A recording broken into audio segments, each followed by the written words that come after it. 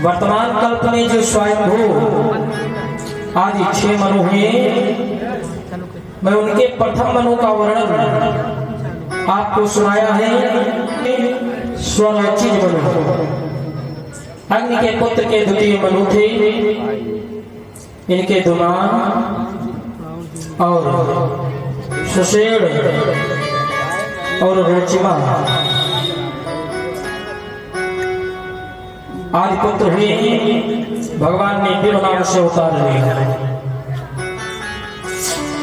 ज्यादा दिन लगने तो थोड़ा तीसरे मनु उत्तम मनु हुए, जो कि प्रेमव्रत के पुत्रोत्तम तीसरे मनु हुए। पवन यज्ञ पुत्र आदि जो है इनके पुत्र और वशिष्ठ आदि सप्त ऋषि। सत्यजित नाम का इंद्र भगवान ने सत्यसेन नाम से उतार लिया है। चौथा मनु तामस हुए। प्रतुत्यादि नर आदि उनके पुत्र त्रिशिख नाम का इंद्र और ज्योतिर्धमान आदि सप्त ऋषि। हरिमेध नाम से ऋषि से हरि से भगवान हरि का अवतार हुआ, जो कि ग्राह से ग्रस्त गजेंद्र की रक्षा किया। सूत जी कहने लगे, हे मुनियों, उपवास की अवस्था में भगवान की अमृतमयी कथाओं को परीक्षित जी श्रवण कर रहे हैं। श्री सुखदेव भगवान सुना रहे हैं। इनको सुनकर के परीक्षित जी कहने लगे, बादरायणे तत्ते श्रोतमिच्छामहे वयम् हरिर्यथा गजपति ग्राहग्रस्त मोक्षता। कहा भगवान ने गजेंद्र की रक्षा ग्राह से किस प्रकार से किया था, इस कथा को विस्तार से सुनाइए। सुखदेव भगवान राजा परीक्षित से कहते हैं, राजा आशीत गिरवरो राजस त्रिकूट विश्वता छोरो देनावृता श्रीमान योजनायुत मोक्षिता। आसीत गिरवरो राजस त्रिकूट विश्वता। कहा राजन, एक जो है त्रिकूट नाम का प्रसिद्ध पर्वत जो चारों तरफ से जो है क्षीर समुद्र से घिरा हुआ। त्रिकूट नाम का पर्वत जो चारों तरफ से समुद्र से घिरा हुआ है, अत्यंत मनोहर 10,000 योजन ऊंचा और इतना ही फैला हुआ है। स्वर्ण चांदी और लोहे के 3 शिखाओं से समुद्र और आकाश को प्रकाशित करता है। उस पर्वत पर शुद्ध निर्मल जल से युक्त नदियां और देवांगनाओं का विहार और वरुण का उपवन भी है।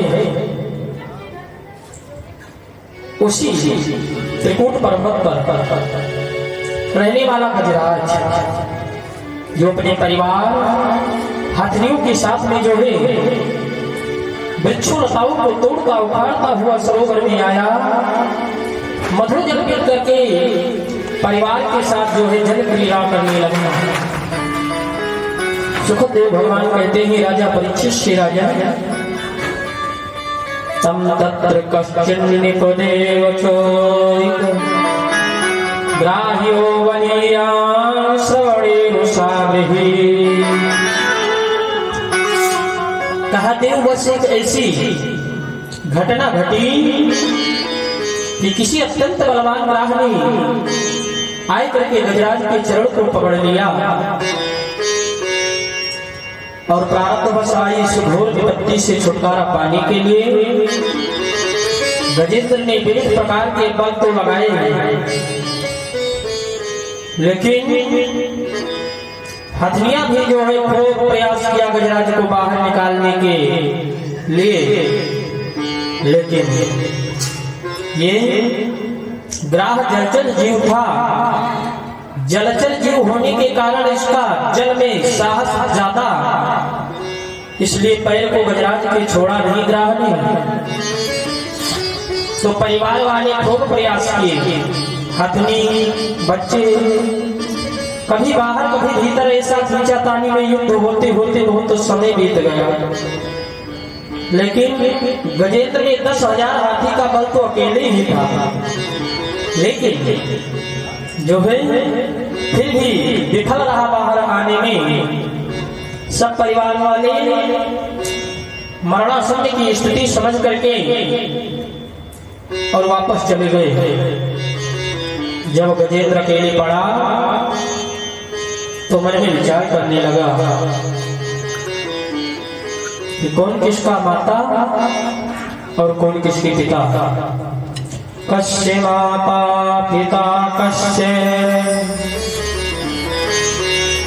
कस्य भार्या सहोदरा, कालेन संबंध का कस्य परिवेदना।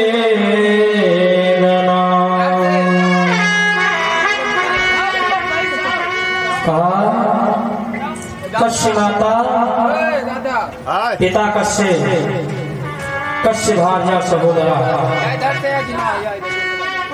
कौन किसकी माता और कौन किसका पिता।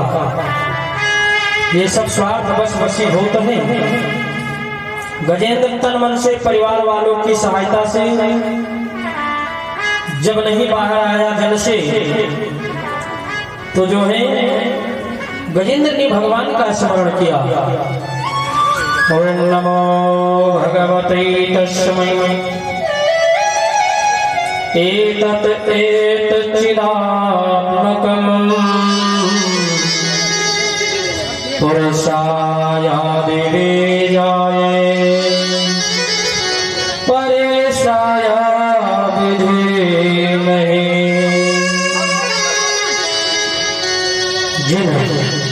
भगवान से यह विश्व चेतात्मक है, सारे प्राणियों के कारण रूप में प्रविष्ट है।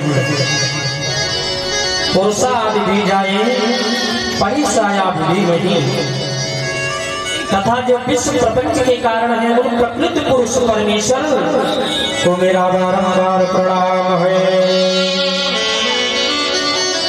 गजराज भगवान से कहता है कि नमो शांताय घोरा मूढ़ाय गुणधर्मिणे निर्विशेषाय श्याम्याय नमो ज्ञानघनाय च। नमो शांताय घोराय, शांत होते हुए घोर स्वरूप वाले, मूढ़ होते हुए सात्विक गुणों से युक्त, मूढ़ है गुण धर्म, निर्विशेषाय श्याम्याय नमो ज्ञान घनाय च। संपूर्ण विशेषताओं से शून्य होते हुए ज्ञान भगवान को मेरा बारंबार प्रणाम है। कहा कि हे प्रभु, जो है किस प्रकार से मैं आपको पुकारूं। कहा गोपाल कृष्ण मोहन, गोपाल कृष्ण मोहन, कैसे तुम्हें पुकारे। गोपाल कृष्ण मोहन, कैसे तुम्हें पुकारे। गोपाल कृष्ण मोहन, कैसे तुम्हें पुकारो।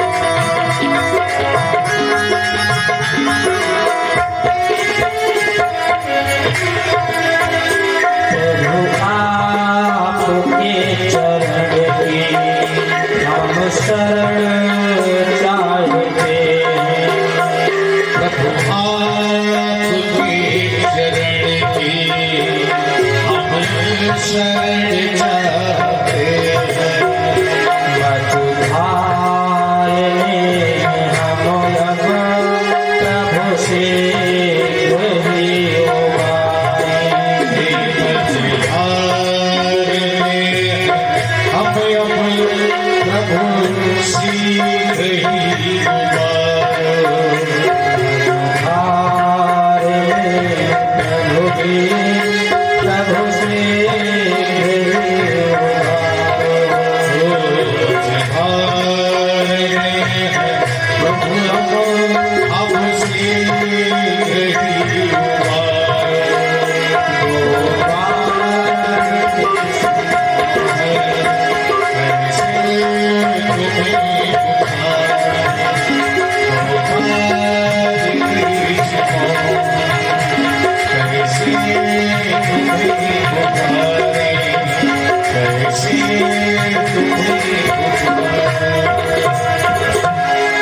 सर्व भक्त वत्सल भगवान की जय। कहा कि जो है गजराज ने कि हे नारायण मझधार में हूँ किसी प्रकार से उबारिए। शांत होते हुए गुण स्वरूप वाले मूल होते हुए सात्विक गुणों से युक्त संपूर्ण विशेषताओं से शून्य होते हुए ज्ञानधन भगवान आपको मेरा बारंबार प्रणाम है। गजराज ने कहा हे नारायण नारायण पंकज लोचना प्रभु केयोरहारं परिशोभमाना भक्तायुतेन सुपूज्यते नहीं वृथागतं तस्य नरस्य जीवनम्। गजराज ने कहा नारायण पंकज लोचना प्रभु हे भगवान आपके नेत्र कमल से ज्यादा सुंदर है कि यूरहारम परिशोभमाना आपके गले में केयूर हार सुशोभित है। भक्तायुते सुपूजिते नहीं ऐसे नारायण को जो भक्त नहीं पूजते वृथा गतम तस्य नरस्य जीवनम उसका जीवन व्यर्थ मानना चाहिए। उसी सरोवर में एक कमल का पुष्प लगा हुआ था। अपनी सूंड के द्वारा गजराज ने तोड़ा और तोड़ करके कहा हे अखिल गुरु अब जो है इस संकट से हमको उबारिए। कहा कि दीन दयाल विरुद्ध समुधारी दीन दयाल विरुद्ध समुधारी दीन दयाल विरुद्ध समुधारी दीन दयाल विरुद्ध समुधारी। हे दीन दयाल हे नारायण इस सरोवर से मुझको बाहर निकालो हमारे संकट को दूर करो। रघुनाथ संकट भारी रघुनाथ संकट भारी रघुनाथ संकट भारी। कहा कमल के पुष्प को लेकर के हे अखिल गुरु मैं आपके शरण में हूँ।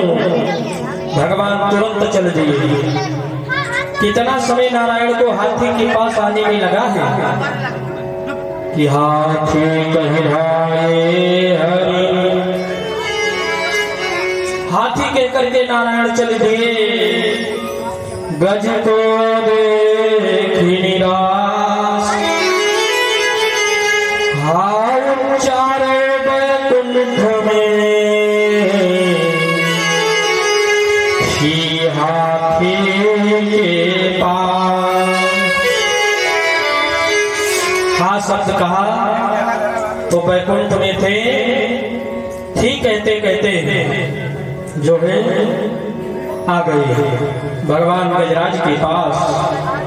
निज छल बल कर हारी गज लियो राम करना। पूरा छल और बल लगाया तब तक भगवान नहीं आए। हारी गज जब परिवार वाले का जब तक सहारा था, बच्चे का सहारा था, तब तक भगवान नहीं आए। और जब राम का नाम उच्चारण किया, निज छल बल करि हारी गज लियो राम करना। कहते हरि दुख हरियो माँ कही छोड़ो पार। भगवान गजराज के पास आए। रा कहते हरि दुख हरियो। रा शब्द गजराज ने कहा तो सब संकट दूर हो गया। माँ कहते कहते जो है ग्राह को मार डाला भगवान ने। ग्राह को मार डाला, गजेंद्र को जल से बाहर निकाल लिया। प्रेम से भक्तवत्सल भगवान की जय। देवतागण सुमन पुष्प की वर्षा करने लगे, शंख ध्वनि होने लगी।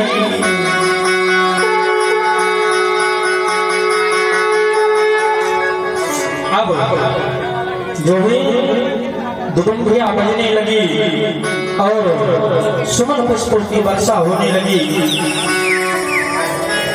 ग्राह के मरते समय एक देवतुल्य पुरुष, ग्राह के मरते समय एक देवतुल्य पुरुष उसके शरीर से निकला। वह गंधर्व योनि को प्राप्त करके स्वधाम चला गया। गजेंद्र को भगवान ने अपना पार्षद बना लिया। गजेंद्र को भगवान ने अपना पार्षद बना लिया। ये पूर्व जन्म में क्या था इसको आप जानिए।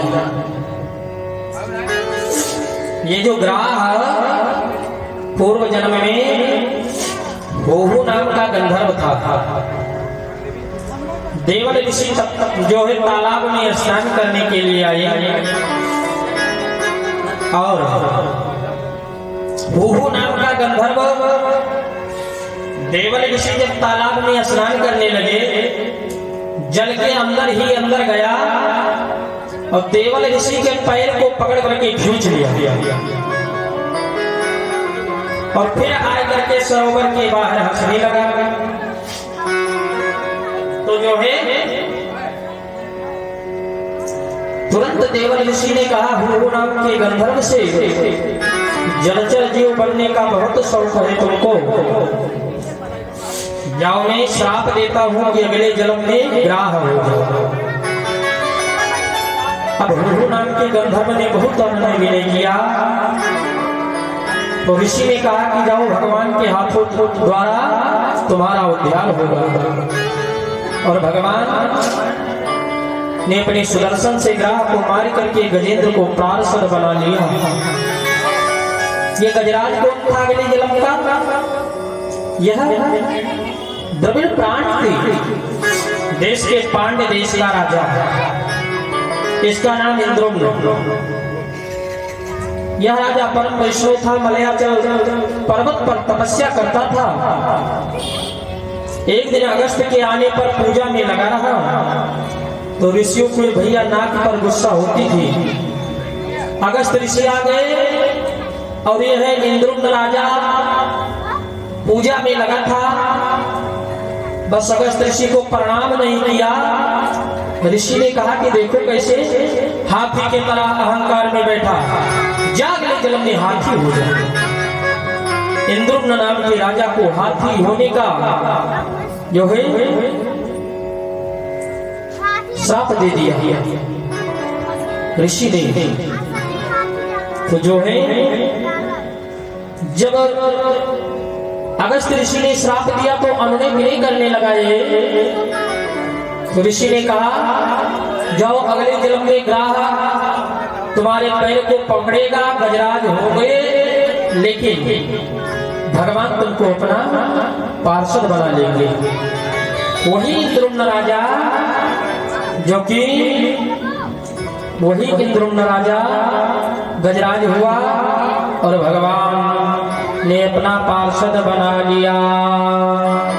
प्रेम से भक्त वत्सल भगवान के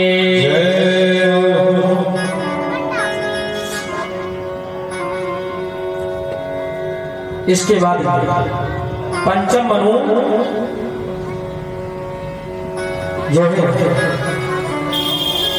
पंचम मनु कौन हुए? पंचम मनु रेवत हुए। इनके बल विद्याधि पुत्र थे और विभ नाम का इंद्र और हिरण्यरोम आदि सप्तऋषि, उनमें शुक्र की पत्नी वैकुंठा से भगवान ने अवतार लेकर के वैकुंठपुरी का निर्माण किया। और खष्टम मनु हुए चाक्षुष, जो चक्षु के पुत्र थे। उन्होंने संभूति में अपने अंश से उत्पन्न होकर के अजित नाम से प्रसिद्ध हुए। एक रूप से कच्छप रूप धारण करके और दूसरे रूप से समुद्र से मंथन कराई करके 14 रत्न को निकलवाया। तो जो है परीक्षित जी पूछने लगे, प्रभु ये भगवान को समुद्र मंथन करने की क्या आवश्यकता हुई? ये कथा आपको बतलाइए। कहा भगवान को समुद्र मंथन करने की आवश्यकता जो है क्यों हुई? तो कहा सुखदेव भगवान ने राजा परीक्षित से कि राजा यदा दुर्वासा श्रापा इंद्रालोकास्त्रयो निपो निश्रीकांश्च भवत्तत्र निषुरिजादयः प्रियाः। दुर्वासाः श्रापाः सेन्द्रालोकस्त्रियोन्निपो। एक समय की बात है कि दुर्वासा ऋषि को रास्ते में देवराज इंद्र की सवारी मिली। जब देवराज इंद्र की सवारी मिली तो ऋषि ने इंद्र का स्वागत करने के लिए अपने गले की पुष्प की माला इंद्र के गले में डाल दिया।